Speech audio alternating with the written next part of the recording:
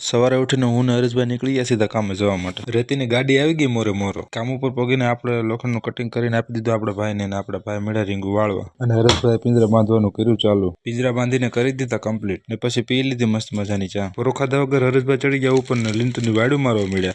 આ તો ભારે જબરું હો ભાઈ. આની હારે મારે ચડવું પડે છે. ક્યાંક અહીંથી પસાડે નહીં આવડવા. પછી તો માવો ખાઈને ચડી ગયા દિવાલ ઉપર. દિવાલ ઉપર ચડીને આડાવડું ન જવાય, નકર પડી જવાય. અને નીચે ઉતરીને પાટિયાને કાળા મીંદરા જેવા કરીને કોલમ ગોઠવવાનું કર્યું ચાલુ. પછી કોલમ ગોઠવીને કરી દીધા કમ્પ્લીટ. હવે હાલો જમવા. અને આવી ગયા ઘરે તો ગાય ને વાસડું મારી વાટ જોઈને બેઠા હતા. બપોર પછી આવી ગયા હતા હરેશભાઈ આપણે લેવા માટે, કેમ કે અમારે જવાનું હતું સામાન ભરવા. ને પછી હરેશભાઈ ફોર્ચ્યુનર નો દરવાજો ખોલીને બેસી ગયા અંદર, અને આપણે ચડી ગયા ફોર્ચ્યુનર ના ઠાઠામાં, ને ચડી ગયા દુબઈ વાળા રસ્તે. દુબઈના રસ્તામાં ટ્રાફિક તો જો આગળ હાલતું હતું રસ્તામાં રોડનું કામ, તો આપણે સાઈડમાંથી ફોર્ચ્યુનર કાઢીને નીકળી ગયા. આગળ આવતી હતી બસ મોરો તો આપણે સાઈડમાં લઈ લીધી. પછી તો નેશનલ હાઈવે પર ચડીને ગાડી કરી 500 ની સ્પીડમાં. ફાઇનલી આવી ગયું આપણું દુબઈ. અને પગી ગયા ઠેકાણે. પેલા લે હરેશભાઈ તમારી પેલા હેઠો ઉતરી ગયો છે. લે હવે ડ્રાઈવરે મારું ઠાઠું, અને હરેશભાઈ મળ્યા પ્લેટો ગોઠવવા. અમારા જતીનભાઈ પ્લેટો અંબાવા આવી ગયા છે. પછી પ્લેટો ભરીને ટેકા ભરવાનું કર્યું ચાલુ. અને સામાન ભરીને થઈ ગયા હાલતા, અને મારે તો પાછળ સામાનનું ધ્યાન રાખવા બેહવું પડે ને. આગળ હાલતા જેસીબી વાળો રસ્તો રોકીને બેહી ગયો. એલા ભાઈ અમને જવા દે. અને આવી ગયા સીધા કામ ઉપર, ને ફટાફટ પ્લેટો ટેકા ઉતારીને ગાડી કરી દીધી ખાલી. મિત્રો વિડીયો પસંદ આવ્યો તો લાઈક કમેન્ટ શેર કરવાનું ભૂલતા નહીં. ચાલો ફરી મળીએ બીજા વિડીયોમાં. Bye bye.